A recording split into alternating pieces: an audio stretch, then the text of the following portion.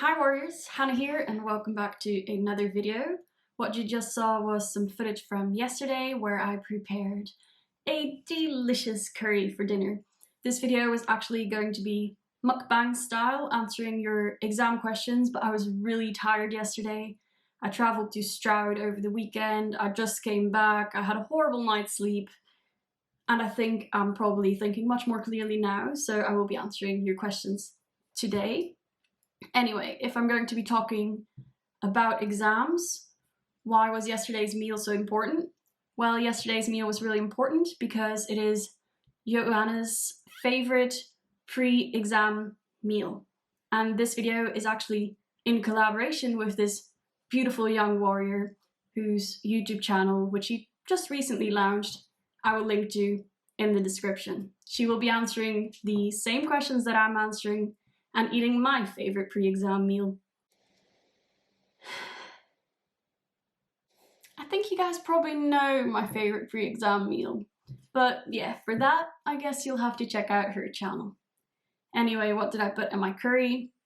I put in lentils, I roasted an aubergine with some sun-dried tomato oil and some salt. I put in some spinach, some creamed coconut, and then lots of different spices, so some spicy smoked paprika, curry powder, cumin, turmeric, black pepper, and I think that's it. I then topped it with a bit of squeezed lemon juice. It was super delicious and so comforting. I totally understand why this is her favorite pre-exam meal. My favorite exam meal, which you must have seen loads on this channel before, is salmon spinach pasta. So it's just a white sauce with mozzarella cheese, salmon and spinach, and now I make it with Violife cheese and smoked tofu instead. If you're vegan, you can make it my way. If you're not, smoked salmon and mozzarella. I think it's a great meal because of the proteins, fats and carbs, and it's just really important to fuel your body before an important exam. And what better way than to eat a filling dinner the night before, composed of complex carbohydrates from the whole grain pasta, healthy fats from the tofu or smoked salmon, and obviously the oil, and protein from the salmon and the tofu. So the protein will obviously ensure that you're mentally alert and ready for your exam, and the whole grains will increase blood circulation for better concentration, but they will also help you relax the night before. That's why I always try to have a very carby dinner the night before. The same is true for the iron in the spinach, which will make you feel more relaxed and able to handle the stress.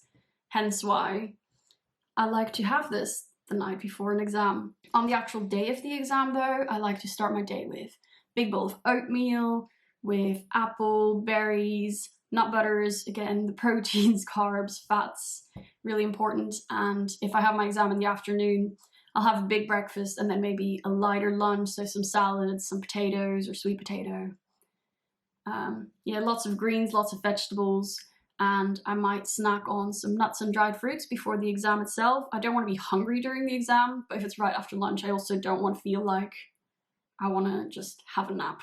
Anyway, don't try to drastically change what you eat just because you have an exam or just before you have an exam, because you don't want to upset your stomach and make your body think, whoa, what's going on here, then totally freak out and that detract from your exam performance. But yeah, I think it's important if you want to do well to focus on eating well, on sleeping well, and on preventing stress as much as you possibly can, even though it's really obviously quite difficult around this time. Anyway, I'm getting too much into the content already. Let's dive into the questions. The first question I received was, what do you study and what exams do you have? I studied psychology, but this year I am on a cognitive neuroscience placement at the University of Manchester. So I have loads of reflections to write, but I don't actually have exams this year, which is really nice. Next year, unfortunately, I'm going back to the University of Bath and I'm going back to having exams. Next question by Josine. How do you plan when you have so many pages? And what I think she means by this is, how do you schedule your exam study if you have a lot of content to get through? And I had a similar question. What is your preferred method of revision? I decided to start this video with these questions because I think they're really important and because I think lots of students practice the wrong way. Intuitively, you might think you're a visual learner, or you might think you pick up a lot by just reading and rereading your notes, but actually these are not really supported by the research. So students tend to resort to rereading notes, highlighting, practice testing, but that's not necessarily the best way to learn. So there was an fMRI study back in 2013 which looked at brain regions associated with 3 different study strategies: rereading, paraphrasing, and self-explaining, so providing little summaries and explaining what you have just read on a provided text. And the study compared participants in these 3 groups and looked at the different brain regions that were activated. So compared to the participants in the self-explaining and paraphrasing condition, those that merely reread the text showed reduced activity in the cognitive control network, so including regions such as the dorsolateral prefrontal cortex and the anterior cingulate cortex. And as a neuroscience junkie, I find this really interesting. It might not make sense at all to you, but let me summarize what that means. What it boils down to is that information processing and attention may be reduced in rereading compared to the other tactics, which makes sense because your mind is much more likely to wander if you're just rereading something than if you're actively engaging with the content. And those in the rereading condition also showed less activity in regions associated with coherence building, such as the bilateral and angular gyri and the posterior cingulate cortex. So potentially because of mind wandering or other factors, you're not as likely to encode the material to the same extent, and hence you're not as likely to later retrieve the information and be able to take a good exam. Although it's obviously good to refamiliarize yourself with lecture content by rereading it, I suggest you do so in an active way. So highlight and then make summaries and make flashcards, test yourself, and really engage with the content rather than just skimming over something and forgetting it by the next day. What I also think is really important is to have a revision schedule and to work in time blocks. I used to just mass practice rather than rely on this more spaced revision, because I thought I can just focus on one topic, do it all day for a few days, then move on to the next topic. But this is, again, not the best way to go about your studies. During mass study, no information really needs to be retrieved from long-term memory, and you're not required to exert the same degree of processing effort because you've encountered the material just a few hours ago or a day ago, which is fairly recent. So because the information will then seem quite familiar to you, you may gain unfounded confidence that you know the material and then move on to the next thing, while really you haven't encoded the material to the extent that you would necessarily want to for the exam or necessarily need to do well on the exam. So it's much better to space out your revision, and although there's not necessarily any optimal spacing gap between study session, research suggests sort of a delay of 10 to 20% from the initial session to the exam date. So if your exam is, say, in 1 month's time, a 3 to 6 day gap would be advisable between study sessions of the same content or the same general topic. If you have to study for multiple exams and you have multiple topics for each exam, then I suggest maybe covering 2 different topics in a day and then doing these same topics again in 3 days' time or something like that. And to take a break between different topics, for example, to do some meditation, which can help with attention, or to have a snack, which will obviously help you concentrate, and to then move on to the next topic. Yeah, I think that covers that topic quite extensively. So let's see what the next question is. Okay, Ellis messaged asking, I currently have to study and concentrate on recovery since I'm not at a healthy weight. How can I combine learning and recovering without stress? This is especially difficult to me because of my urge to move. I think that's a good question, and sort of similar ones came up later as well. But I think that if you have the option, then put recovery first. Personally, I left school for a while. I was doing some tasks and works from hospital because I didn't want to fall behind, but it was really important for me to put my health first, to put my recovery first, before I could even think about putting my mind to anything else. So yeah, I was in hospital doing some schoolwork from there. If that's an option, then do that. And when I was about to enter university, I actually deferred my entry by a year just to focus completely on my recovery. However, I realized that the end of the year is near. If you've almost made it to the finish line, I understand if you want to keep going.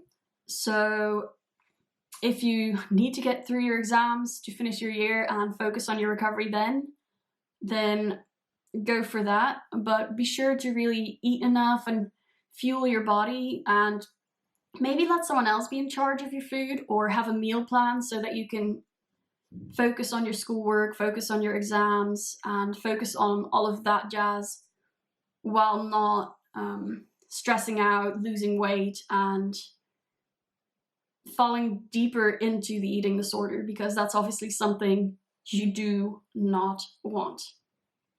So if you are struggling with exercise addiction as well, then I think it's a good thing that now you're focusing on school and that you can't necessarily move around as much.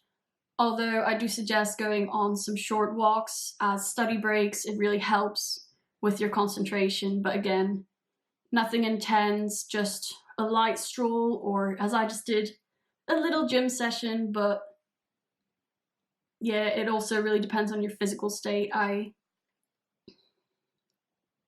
I'll refer you to my exercise and recovery video that I filmed previously, but yeah, it's a bit of a touchy subject. Yeah, the next question I got was, how do you cope with exams if you have an eating disorder? As I just mentioned, a meal plan can do wonders, or putting someone else in charge of your food, because then you can focus on your exams without also feeling stressed out about your intake and doing recovery right. And yeah, I think that can be a great help. On top of that, be sure to be kind to yourself and to fuel your immense cognitive efforts by eating sufficiently. I'm probably guilty of not always treating myself as kindly during exam time. I will completely focus on exams, completely get lost in it, forget to eat, forget to even move. I'm much better at that now, obviously, but I think that used to be a big thing for me, and something that I know I have to be conscious about, because that's just not healthy and it will just lead to imminent burnout, and I don't want that. I want to perform well, but especially to be healthy. That is my priority and it should be yours. The next question is how to manage sitting down for long hours to study if exercise addiction makes this really difficult. Again, I covered this in the previous question, but as I said, quit exercise and focus on your exams and on your health, because especially your health is super important, and your health requires you not to exercise as much. Plus, your exams require you to really sit down and focus, and both these things are telling you to stop exercising, and if you manage to do so, you successfully manage to challenge your eating disorder. And if you do need to take a short break from studying, which I highly recommend, you can pick up a book and just put your mind on something else by reading, or you can do some journaling, or you can take a really nice and slow stroll around and have lots of snacks. The next question is sort of related, but sort of not. I find it really hard to concentrate on studying when extreme hunger hits. So this time it's not a distraction by an exercise addiction or anything else, but when extreme hunger hits, how do I deal with this? I also got the question, do you find it hard to concentrate during exams with an eating disorder? Do you find it hard to concentrate during exams with an eating disorder? So obviously, if you have an eating disorder, you're going to have a lot of food-related thoughts distracting you. You're going to have extreme hunger distracting you. You're going to have exercise addiction distracting you, and all these things will make it really difficult to focus on your exams. Hence why put recovery first. But if you don't have that option, if you just want to get through these exams and then focus on your health completely, I get that. And yeah, my advice is fairly straightforward. If you have extreme hunger, if you're thinking about food, then eat. It is only by listening to your body and not restricting in any way that you'll be able to free your mind's capacity to focus on other things, such as the material you need to study. It's also really important to just fuel your energy and fuel your recovery. So, when in doubt, have a snack. As I mentioned previously, it may also be really useful to plan out your meals beforehand, either by having someone else in charge or by following a meal plan, because this will reduce food-related anxieties and you won't have to unnecessarily worry about what you're going to have for dinner or whatever. So yeah, if you have someone else in charge, that's really helpful. I used to always put my mom in charge of what I ate when I had exams in high school. Now that I'm at university, I'm obviously in charge myself, but I tend to just plan out some easy meals, go to the shops, buy loads of ingredients, and just toss things together in 5 minutes. Or I will prepare some things over the weekend, or just a big batch of food, freeze some things, and then take them out when I'm just really busy studying for my exams, so that I know I'm still eating good, whole, nutritious meals while not stressing out over them. So yeah, it is really important though that you eat sufficiently and that you eat regularly for your concentration and to prevent being distracted by food-related or other thoughts. There's actually been a study done on not necessarily people with eating disorders, but people who were dieting and people who were not dieting. And it was found that if you were dieting, that really saps your brain power. Successful dieters, so those who, when given free access to food, did not eat it, performed much more poorly on simple cognition tasks that they were subsequently given, whereas people who were unsuccessful dieters, those who did eat the food that was put in front of them, performed much better. The people that performed more poorly previously, when they then chose to actually eat the food, did perform better on subsequent tasks. So it's not something that cannot be changed. If you just allow yourself to eat freely, you will free up that brain power, that mental power, and you can put that to good use in your exam study. Then Suk asked me specifically about my eating habits during exams. How does stress affect your eating?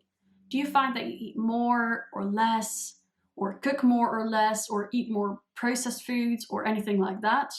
Or maybe stress doesn't affect your eating? Sarah asked, do you eat more during final season, and what types of foods? Carbs?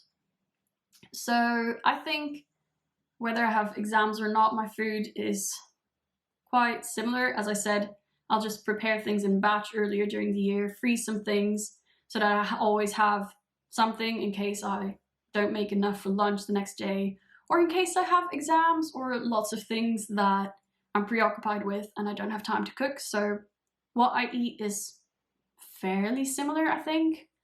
I think I might snack a bit more because for me that's a good excuse to take a break from studying.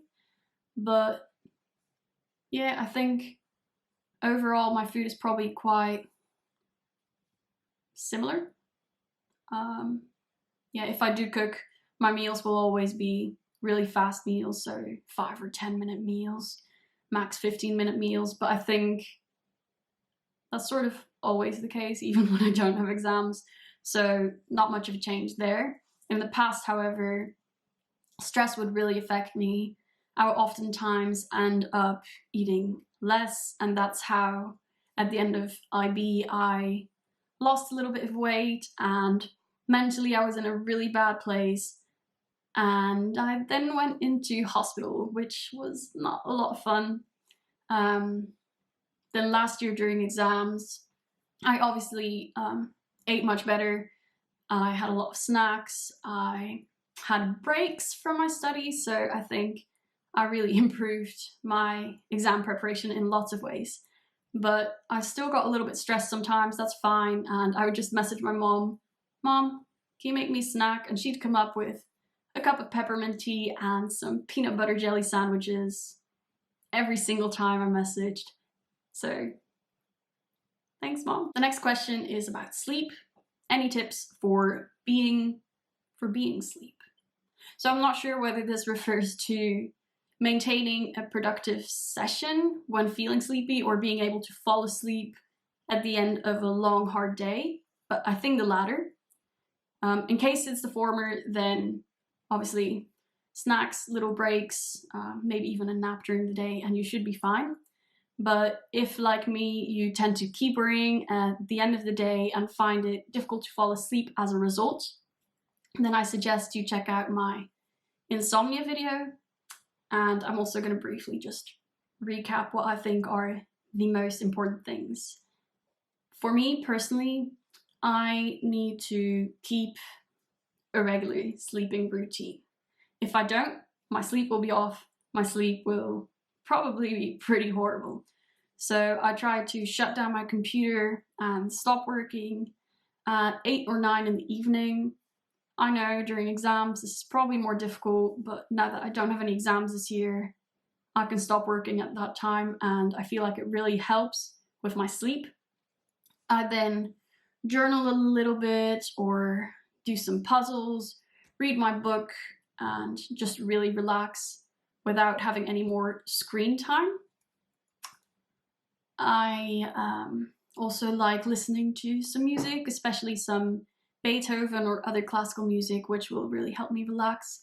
And if you can't fall asleep, there's loads of nighttime meditation tracks that I think can be really helpful to quiet your mind and to prevent thinking about all the things you have to do the next day and all the planning that really you shouldn't be thinking about when you're lying in bed and ready to sleep, because sleep is really important and you need that rest to consolidate the knowledge that you have been trying to stuff into your head all day. Okay, we have now reached the very last question from Emma. How do you study effectively? Studying is all I do these days. I'm having a hard time not to study, and I feel guilty when I'm not studying. I'm a perfectionist, so studying also goes very slow for me. I also stress a lot while studying, and it's hard for me to take some free time and enjoy the things I like to do when I still had some free time. Did you have this too, and how did you tackle this? So, yes, I had this so much, and I feel like I still do to some degree, especially with exams, but I think it's really, really important to follow study strategies. As I mentioned before, the spaced revision and the blocks of studying and having breaks in between. Because not only is that going to keep you mentally alert, it's also just going to help you study more efficiently, which is what you want. You're going to be able to learn much more that way, which is what you want. So you need these breaks because they're really beneficial. In terms of perfectionism, it's really important to tackle this perfectionism, and I know that is really difficult. It does help to put on weight and to focus on recovery because your mindset will automatically change alongside. But even when I was gaining weight, I still struggled with perfectionism for quite a long time. Know that staring at your notes is not going to be more effective though than taking some breaks and getting enough rest and eating sufficiently, because these things all are really important to the final result of how much you learn and how much you'll be able to recall during the exam. Know also that you do not need to get 100% or an A+ or whatever on your exam to be worthy. Your self-worth should not depend on your academic achievement. You are so much more than your grades, and you can do amazing things, and no one else is going to judge your character or judge your worth or anything based on the marks you get on some exams. And in several years' time, you won't anymore either. So please, please, please keep that in mind. As I said, I'm going to try to keep that in mind as well. And if I personally get really stressed, I know that it won't help me to just keep looking at my notes and keep focusing on studying, because it will get me even more stressed. So I'll go for a little gym session or a little walk or a little run even. I don't usually go for any runs, but you know, exams call for runs sometimes. When I'm away from my parents, I might give them a call, I might read a bit and meet up with friends, potentially. Personally, I'd probably be a bit too worried to do that, but I would probably have a little chat with my flatmates or see one of my friends just for a few minutes. And even little things like that, I think, can make a big impact. And yeah, I highly recommend them. If anyone has any other tips, especially concerning this tough question, then let me know below. Also, if you want to see Johanna's responses to these questions, then check out her channel. I will also link that below. If you like this video, be sure to give it a thumbs up. If you have any suggestions or recommendations for future videos, let me know below, and I will see you soon. Good luck with your exams.